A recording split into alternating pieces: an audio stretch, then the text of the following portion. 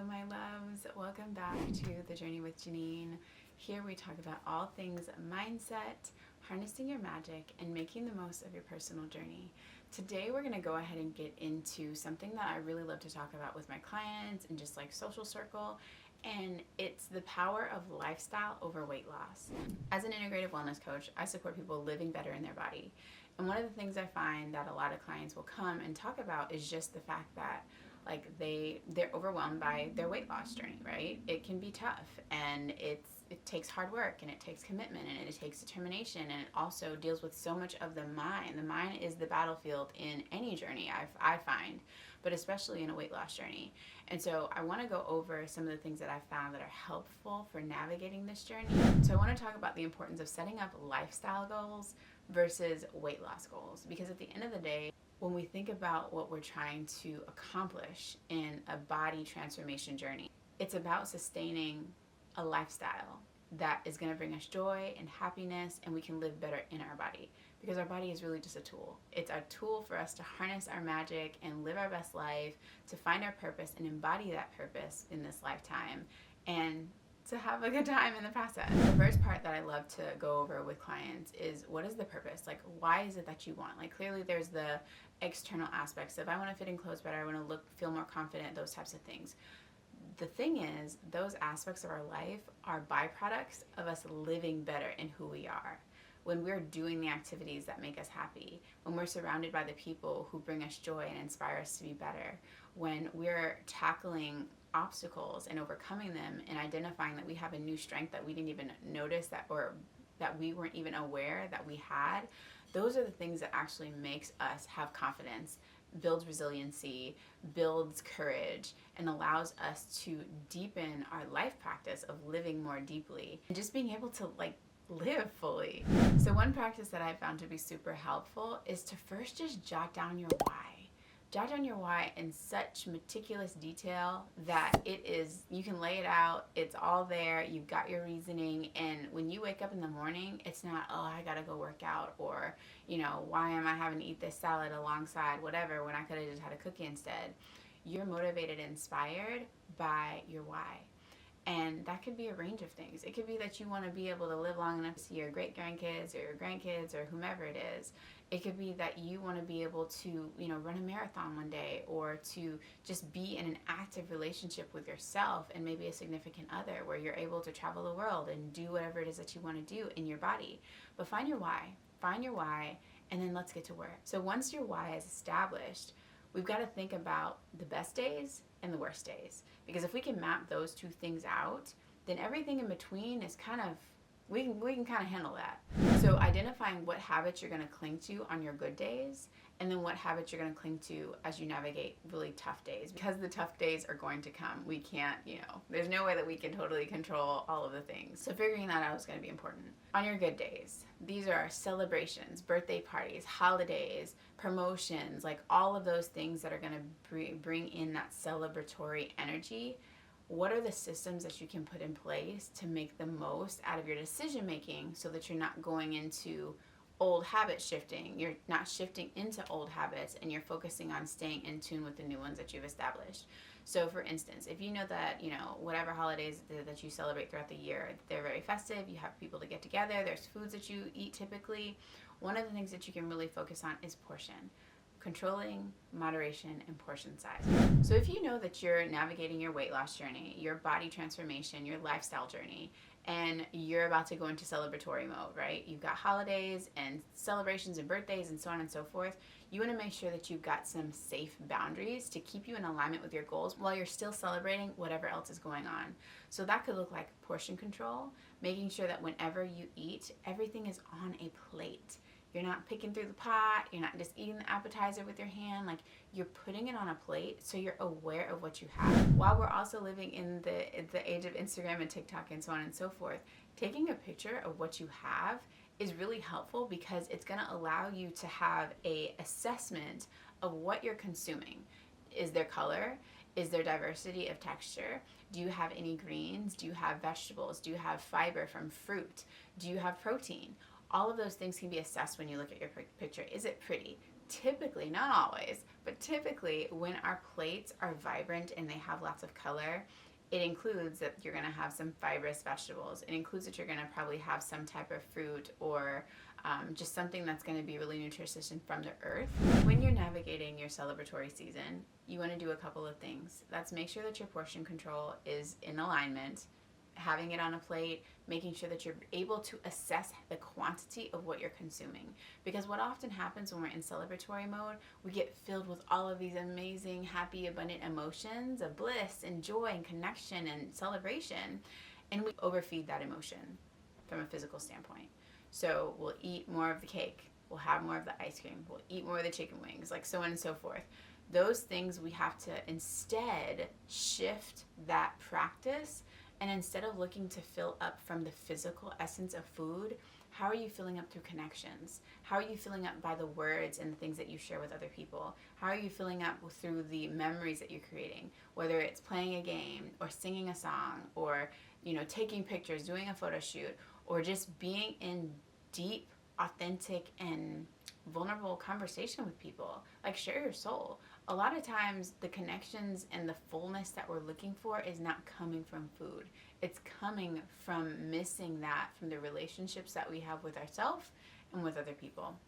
When those are together and when we're in alignment with meeting our own desires that we have for ourselves by pursuing our purpose or, doing the thing that we said that we wanted to do and following through and being able to trust ourselves, we don't usually desire that excess of food, because so many times we're in a desire to have this food, but it's that we're trying to feed a deeper need.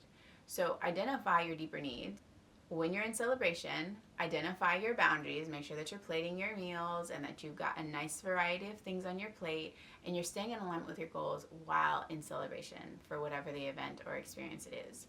Now, on our worst days, we've got to create the rules of engagement, right?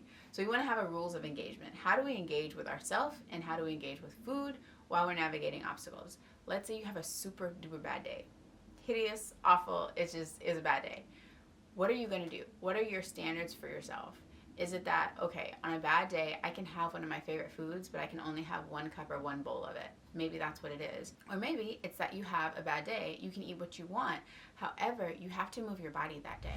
Depending on where you are in your body transformation journey, it may be layering in a few things. It may be that you still have to work out, that you can eat what you want. However, you have to spend some time outside or you have to talk to somebody that is supportive of your heart space, that makes your heart feel happy. So having some type of rules that you follow on your worst days, similar to like in marriage or relationships, you don't go to bed angry. That's your rule, that's your commitment, that's a boundary that you keep with your partner, and that boundary helps maintain the good essence of what you've invested in. You want to also maintain that good essence of what you've invested in your body transformation journey. So again, working on lifestyle habits, working on creating sustainable relationships with yourself and the environment around you.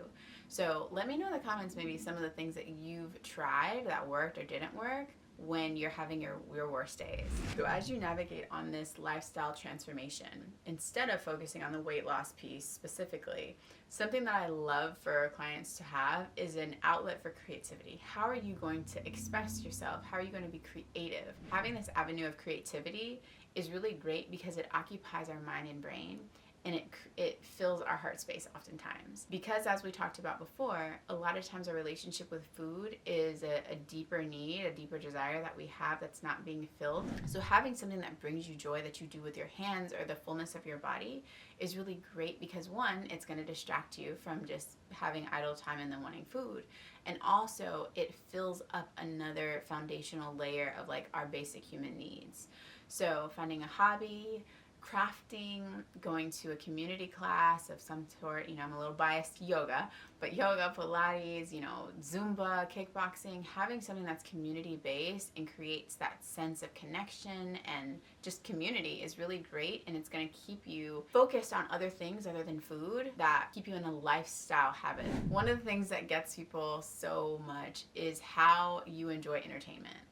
Oftentimes when we're a little mindless or not as mindful with our habits, we entertain ourselves in ways that don't help our future self. They don't help a 100-year-old us. So, sitting on the couch, Netflix and chill is great, but if you're Netflixing and chilling all the time and you're always having the snacks and the food and the takeout, that adds up, and that's going to deter you from being able to have the body vehicle that you need in order to be your strongest, most courageous, most powerful self. So finding other ways to entertain yourself is really, really important in being able to sustain those lifestyle habits and creating the lifestyle that you want to sustain the body that you desire. So instead of Netflix and chill or movies all the time or dinner dates all the time or brunches all the time, find activities that you can do with yourself or others, your community, so that you're creating a larger spectrum of experience. Going to a group fitness class, having a picnic, maybe going kayaking, going on a walk. If you know that you typically like to brunch or sit and gather around food, that is fine. Do that. But do it in a way that also encourages movement and activity. So have a picnic and then go on a walk. Take a stroll down the beach and, be able to still experience movement. Part of our issue as our current society, our modern society, is that we just have very sedentary lifestyles.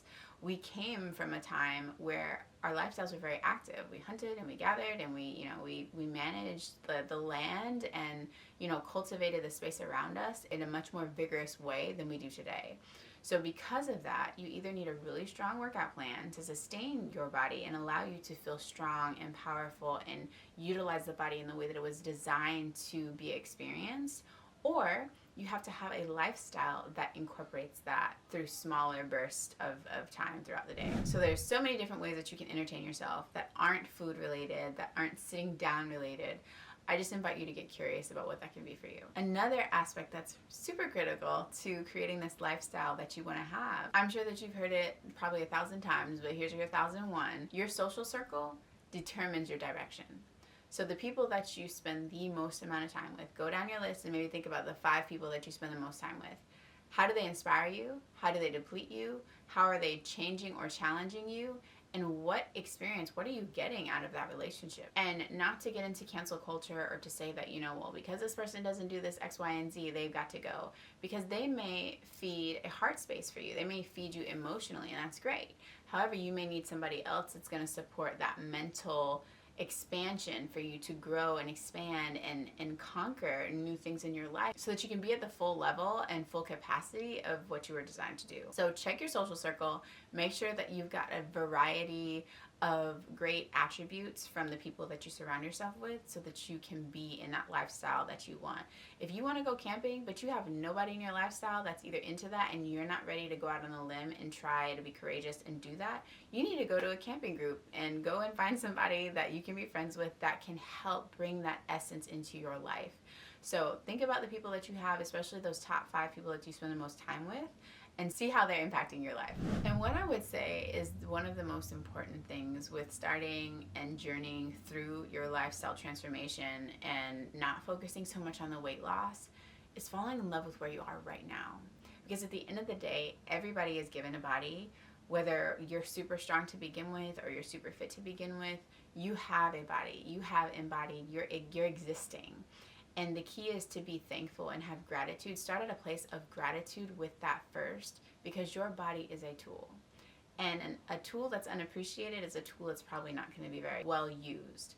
Just like if you have a hammer, for instance, and you have the hammer, but maybe you don't like it, and but you have things that it can do. Like your hammer can hammer some nails, it can put some pictures up on the wall, it can do some small projects of construction. However, because you don't have appreciation for it, you're not going to utilize it in the way that you should, and you're not going to be able to expand your space and elevate your abundance in your surroundings because of your distaste and lack of gratitude for that. Our body is the same way. Find appreciation for what you have right now. What can you do today? You may not be able to run a marathon, or you may not have the exact body composition that you desire. However, there's something that you can do, and that's what you want to focus on. So start with gratitude, fall in love with what exists today, and even if it's at a small percentage, that small percentage is a seed that can grow. And that's the whole point of this. It's a lifestyle. We're going to grow through it, we're going to go through it, and it's going to transform throughout the journey. So those are my tips for focusing on lifestyle over weight loss so that you can live better in your body and make the most out of your journey. Thank you so much for joining me today. Have a beautiful one.